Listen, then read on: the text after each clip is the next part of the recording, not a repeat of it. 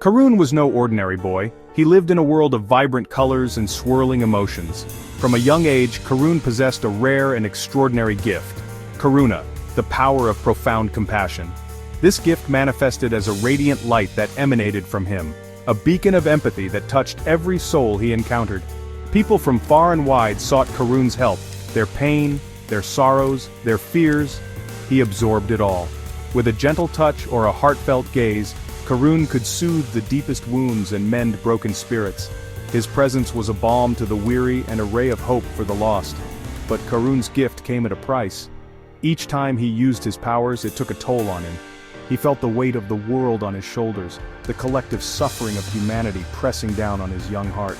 He began to withdraw, to shy away from the crowds that sought him out. The vibrant colors of his world seemed to dim, replaced by a dull ache of empathy that threatened to consume him.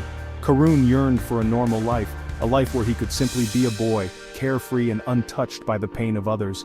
But deep down, he knew that his gift was a part of him, a calling he couldn't ignore. The weight of his gift settled heavily on Karun's young shoulders. He felt the despair of a grieving mother, the helplessness of a sick child, the crushing burden of poverty and loss. Each encounter left him drained, his own spirit flickering like a candle in the wind. He loved helping people, seeing their faces light up with relief and hope. But the more he used his gift, the more he felt himself slipping away. It was like a part of him was being extinguished with every act of compassion.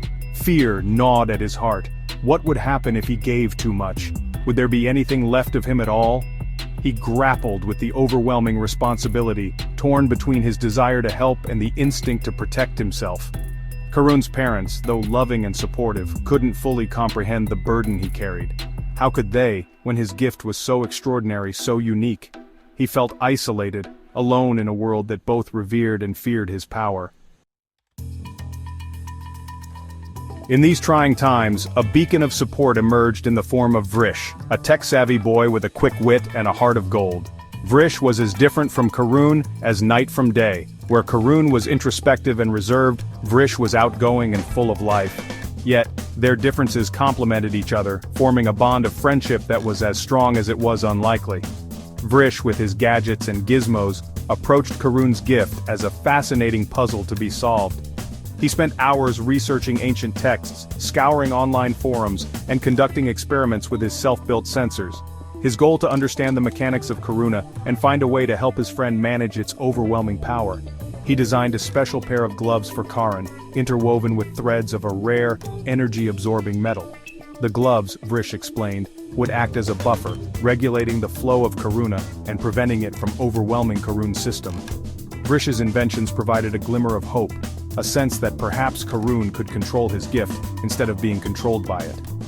With Vrish by his side, Karun felt a renewed sense of purpose, a determination to master his abilities and use them for good. News of Karun's gift reached the ears of Shukra, a reclusive sage who lived high in the Himalayas. Shukra had dedicated his life to studying ancient wisdom, delving into the mysteries of the human spirit and the universe beyond.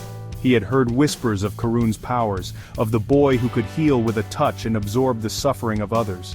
Intrigued and concerned, Shukra sent for Karun, sensing in him a kindred spirit, a soul grappling with a power that could either elevate or destroy. He saw in Karun a reflection of himself, a young soul burdened with a gift that set him apart. Shukra became Karun's mentor, guiding him in the ways of self-preservation and balance. He taught Karun the importance of grounding himself, of finding inner peace amidst the chaos of the world. He stressed the need to protect his own spirit, to set boundaries and not allow the darkness of others to consume him. Compassion without boundaries is self-destruction, Shukra warned, his voice echoing through the mountain air. You must learn to be a conduit, not a vessel. Let the suffering flow through you, but do not let it take root. These teachings resonated deeply with Karun, offering him a lifeline in the turbulent sea of his emotions. He began to understand that true compassion was not about absorbing the pain of others, but about empowering them to heal themselves. Section 5. The Shadow of Raghunath. Word of Karun's abilities spread like wildfire, reaching the ears of those who sought to exploit his gift for their own selfish gain. Among them was Raghunath, a ruthless businessman with a heart as black as coal. Raghunath craved power, and he saw in Karun a means to an end, a tool to manipulate and control. Raghunath believed Karun's gift could be harnessed, amplified, and weaponized. He envisioned a world where emotions could be manipulated, where fear and despair could be instilled in his enemies, and loyalty and obedience could be extracted from the masses.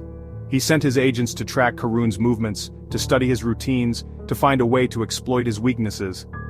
Karun, unaware of the dark forces circling him, continued his work, his heart heavy with the burden of others' suffering. Little did he know that a storm was brewing, a storm that threatened to consume him and everything he held dear. Section 6. The Price of Compassion. One day, while returning from a village where he had spent days healing the sick and comforting the grieving, Karun felt an overwhelming wave of exhaustion wash over him. The colors of the world seemed to fade, and his steps grew heavy, his body aching with a weariness that went beyond the physical. He stumbled, his vision blurring, and collapsed by the side of the dusty road. As his consciousness faded, he saw a pair of polished shoes, and heard a voice smooth as silk, yet laced with an underlying current of menace. It was Raghunath. Karun awoke in a sterile white room, strapped to a cold metal table.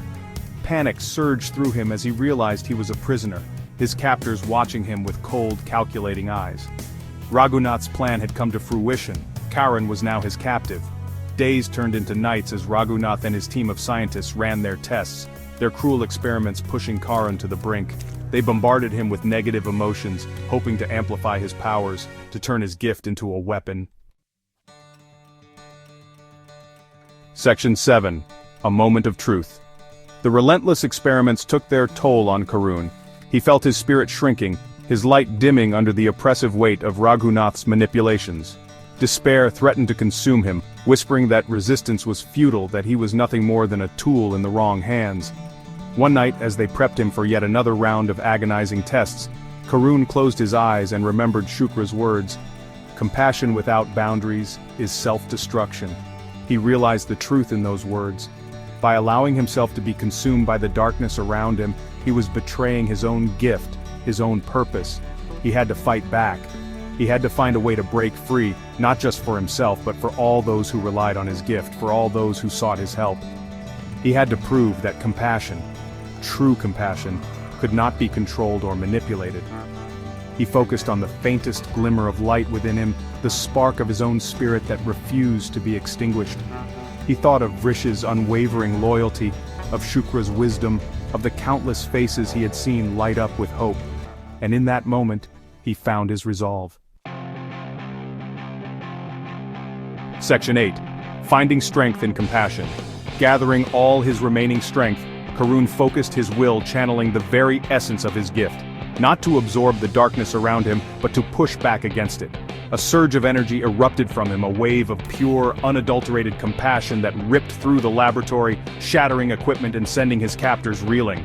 The guards, their eyes filled with fear and awe, stumbled back as Karun broke free from his restraints. He didn't lash out, didn't seek revenge. Instead, he stood tall, his gaze steady, his heart filled with a newfound sense of purpose. He walked out of the laboratory and into the night, the cool air washing over him like a balm. He knew that his journey was far from over, that there would always be those who sought to exploit and manipulate. But he also knew that he was not alone. He had Vrish, his loyal friend, and Shukra, his wise mentor. And most importantly, he had himself, stronger, wiser, and more determined than ever before. Section 9. The Light That Shines Within. The ordeal had changed Karun, tempered his spirit in the fires of adversity. He emerged from the darkness not broken but stronger, his compassion now a beacon of hope rather than a burden. He learned that true strength lay not in suppressing his gift, but in embracing it, in wielding it with wisdom and discernment. He understood that compassion was not about taking on the pain of the world, but about empowering others to find their own strength, their own light. As he continued his journey, Karun inspired countless others with his unwavering belief in the power of compassion. He taught them that true strength lay not in dominance or control, but in empathy, in understanding, in the unwavering belief in the goodness that resides in every heart. And so, the boy who had once been overwhelmed by the suffering of the world became a beacon of hope, his compassionate heart illuminating the path towards a brighter, more humane future.